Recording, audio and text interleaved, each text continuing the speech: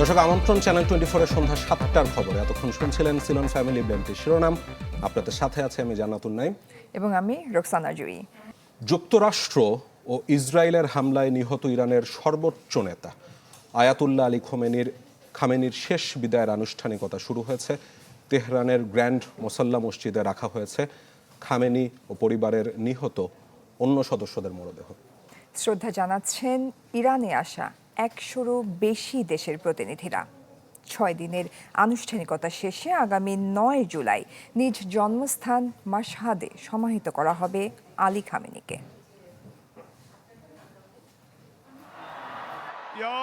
শোক ও প্রতিশোধের বার্তায় আয়াতুল্লাহ আলী খামেনির প্রতি শ্রদ্ধা জানাতে তেহরানে সমবেত লাখো ইরানি।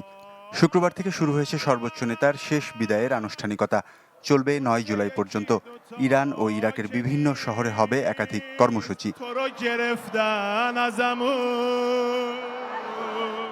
শুক্রবার তেহরানের গ্র্যান্ড মোসাল্লা মসজিদ প্রাঙ্গণে আনা হয় জাতীয় পতাকায় মোড়ানো আয়াতুল্লাহ আলী খামেনির কফিন, সাথে জ্যেষ্ঠ কন্যা জামাতা ও 14 মাস বয়সী নাতনি নতুন সর্বোচ্চ নেতা আয়াতুল্লাহ মোজতবা খামেনির স্ত্রীর কফিনও, যা দেখে কান্নায় ভেঙে পড়তে দেখা যায় শীর্ষ নেতৃবৃন্দ সহ অন্যদের।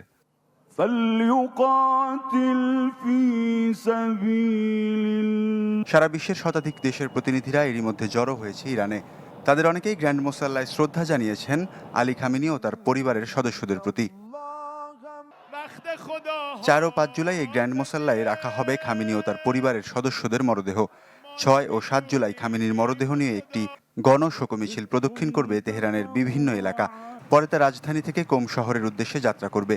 8 জুলাই ইরাকের নাজাফ আন্তর্জাতিক বিমানবন্দরে খামেনির মরদেহ আনুষ্ঠানিকভাবে গ্রহণ করা হবে। এরপর নাজাফ ও কারবালা শহরে হবে শোকযাত্রা। সবশেষ 9 জুলাই খামেনির মরদেহ আবার ইরানে ফিরিয়ে আনা হবে। সেদিন খামেনির নিজ জন্মস্থান মাশহাদের ইমাম রেজার মাজারে তাকে দাফন করা হবে। ইরানের কর্মকর্তাদের ধারণা, দাফন প্রক্রিয়ার অংশ হিসেবে কয়েকদিনের এই আনুষ্ঠানিকতায় 1,50,00,000 থেকে 2 কোটি মানুষ অংশ নিতে পারেন। আয়োজনকে কেন্দ্র করে তেহরানে 2,500 অ্যাম্বুলেন্স, 21টি হেলিকপ্টার, 100টি ড্রোন এবং 1000 উদ্ধারকর্মী মোতায়েন রাখা হয়েছে। প্রস্তুত রাখা হয়েছে 20,000 শ্রেণীকক্ষ, কয়েক ডজন হাসপাতাল এবং 5 লাখ লিটার স্যালাইন। রাজধানীর বিমানবন্দরগুলো সাময়িকভাবে বন্ধ রাখা হবে। ব্যক্তিগত গাড়ি চলাচলে কড়াকড়ি আরোপ করা হয়েছে। খালি করা হয়েছে শহর জুড়ে 700টির বেশি পার্কিং এলাকা। শোকাহত মানুষের খাবারের জন্য 5 কোটি রুটি তৈরির পরিকল্পনাও নিয়েছে সরকার। এ কাজে তেহরানে মোতায়েন করা হয়েছে mobile bakery. Waliullah Faruk, channel 24। সর্বোচ্চ নেতার শেষ বিদায়ের আয়োজনে শাসনের দৃঢ়তার মঞ্চায়ন করতে চায় তেহরান। বিপুল জনসমাগমে দেশটি দেখাতে চায় শত্রুরা আলী খামেনিকে হত্যা করতে পারলেও ইরানিদের প্রাণে যে দেশপ্রেমের মশাল তা নেভাতে পারেনি, বরং এর তীব্রতা বেড়েছে বহুগুণ। ক্ষমতা 36 বছর তিনি ছিলেন সাধারণ ইরানিদের দেশপ্রেমে গড়া এক জ্বলন্ত প্রদীপ। মৃত্যুর পরও যে প্রদীপ জ্বলজ্বল করছে কোটি কোটি ইরানের বুকে, তাই তো তাকে শেষ শ্রদ্ধা জানাতে নেমেছে মানুষের ঢল।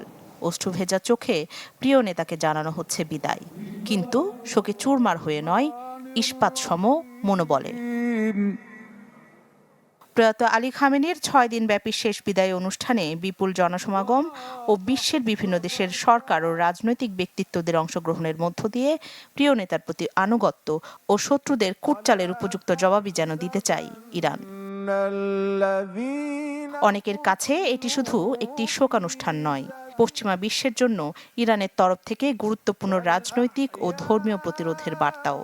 যুক্তরাষ্ট্র ইসরায়েলের যৌথ হামলায় খামেনির মৃত্যুর পরও নিজেদের অবস্থান থেকে ইরানকে টলাতে পারেনি তারা।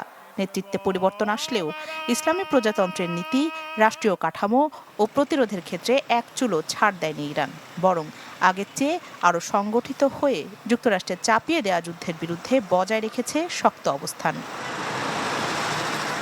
সামরিক হামলায় ইরানের সর্বোচ্চ নেতাকে হত্যা করা সম্ভব হলেও রাষ্ট্রের আদর্শ বা রাজনৈতিক কাঠামোকে ধ্বংস করা সহজ নয়। এর দৃশ্যায়ন করতে চায় ধর্মতন্ত্রের ভিত্তির উপর দাঁড়িয়ে থাকা তেহরান সরকার। বোঝাতে চাই প্রশাসন, নিরাপত্তা ব্যবস্থা ও সামরিক নেতৃত্ব এখনও কার্যকর ও রাষ্ট্র পরিচালনায় কোনো শূন্যতা তৈরি হয়নি। 1989 সালে আয়াতুল্লাহ রুহুল্লাহ খোমেনির জানাজার মতোই এবারও বিপুল জনসমাগমের মাধ্যমে সরকারের প্রতি জনসমর্থন প্রদর্শনের চেষ্টা করছে ইরান। বিশ্লেষকদের মতে এই আয়োজন একদিকে সরকারের অভ্যন্তরীণ অবস্থানকে শক্তিশালী করবে, অন্যদিকে যুক্তরাষ্ট্রের সঙ্গে যুদ্ধ পরবর্তী স্থায়ী সমঝোতার আলোচনায় এবং হরমুজ প্রণালীকে ঘিরে কৌশলগত অবস্থানেও প্রভাব ফেলতে পারে। রাখি জেসমিন, চ্যানেল 24। আবারও উদ্বেগ বাড়াচ্ছে মশাবাহিত রোগ ডেঙ্গু। চলতি বছরের প্রথম 6 মাসে আক্রান্ত হয়েছেন 6,000-এর বেশি মানুষ, প্রাণ গেছে 18 জনের। এবং আগস্ট সেপ্টেম্বরে যে বর্ষাটি আসতে যাচ্ছে তখন পরিস্থিতি আরও ভয়াবহ হওয়ার শঙ্কা করছেন বিশেষজ্ঞরা। আশিকিন প্রিন্সের রিপোর্টে বিস্তারিত। বর্ষা মৌসুম শুরু হওয়ার সঙ্গে সঙ্গেই বাড়ছে ডেঙ্গুর প্রকোপ। স্বাস্থ্য অধিদপ্তরের তথ্য অনুযায়ী চলতি বছরের প্রথম 6 মাসে ডেঙ্গুতে আক্রান্ত হয়েছেন 6,104 জন, মারা গেছেন 18 জন। তবে গেল বছর প্রথম 6 মাসে আক্রান্তের সংখ্যা ছিল 10,296 জন, আর মৃত্যু হয়েছিল 42 জনের। ভাইরাস বহনকারী এডিস ইজিপ্টাই মশার কামড়েই ছড়ায় ডেঙ্গু রোগ। জনস্বাস্থ্য বিশেষজ্ঞদের মত, ২৬ বছর ধরে ডেঙ্গুর সংক্রমণ অব্যাহত থাকায় ঢাকার মানুষের মধ্যে তৈরি হয়েছে এক ধরনের হার্ড ইমিউনিটি। এক বছর এই ভ্যারাইটি দ্বারা, আরেক বছর আরেক ভ্যারাইটি দ্বারা, এইভাবে করতে করতে আমাদের ঢাকার অনেক লোক তারা এই 4টা ভ্যারাইটি দ্বারা আক্রান্ত হয়ে গেছে। ঢাকায় ধীরে ধীরে হার্ড ইমিউনিটি বা গণপ্রতিরোধ একটা জন্মাচ্ছে ডেঙ্গুর বিরুদ্ধে। সুতরাং ঢাকায় আগের মতো আর ব্যাপক হারে হবে না। ঢাকায় এখন যেটা হবে, 2 ধরনের লোকের হবে। একটা হলো নতুন যারা জন্ম নিচ্ছে, এই শিশুদের মধ্যে হবে। আর ঢাকার বাইরে থেকে যদি কেউ আবার এসে বসবাস শুরু করে তারা থাকবে। তবে এডিস মশা নিয়ে কাজ করা গবেষকদের শঙ্কা, আগস্ট এবং সেপ্টেম্বর মাসে ভয়াবহ আকার ধারণ করতে পারে ডেঙ্গুর সংক্রমণ। ডেঙ্গু আগস্ট এবং সেপ্টেম্বরে বেশ ভয়াবহ হতে পারে বেশ কয়েকটি জেলাতে, বিশেষ করে ঢাকা, চট্টগ্রাম বিভাগের বেশ কয়েকটি জেলা, বরিশাল বিভাগের বেশ কয়েকটি জেলা, মাদারীপুর, বাগেরহাট, ময়মনসিংহ, চাঁদপুর, গাজীপুর, মানিকগঞ্জ, নরসিংদী, এই কয়েকটি জেলাতে বেশ ব্যাপক আকারে ডেঙ্গু হতে পারে। রোগতত্ত্ব, রোগ নিয়ন্ত্রণ এবং গবেষণার প্রতিষ্ঠান আইইডিসিআর এর তথ্য অনুযায়ী ডেঙ্গু ভাইরাসের 4টি ধরনের মধ্যে চলতি বছর সবচেয়ে বেশি শনাক্ত হচ্ছে ডেন 3। 91% বেশি এই ধরনে আক্রান্ত, আর 8.5% ডেন 2 ধরনে আক্রান্ত। ডেন 3 বা ডেন 2 এদের কখনো কখনো দেখা গেছে যে আগে সংক্রমণ না থাকলেও প্রথমবার সংক্রমণে এরা মারাত্মক জটিলতা করে। সেই হিসেবে ডেন 3 একটু জটিল, কিন্তু এটা অনেক বেশি কিছু ফারাক নেই। ডেঙ্গু যে কোনো টাইপ দ্বারা হোক না কেন তার ঝুঁকি আছে। বিশেষজ্ঞদের মত, ডেঙ্গু নিয়ন্ত্রণে শুধু শহর নয়, এডিস মশার প্রজননস্থল ধ্বংসে উদ্যোগ নিতে হবে গ্রাম পর্যন্ত।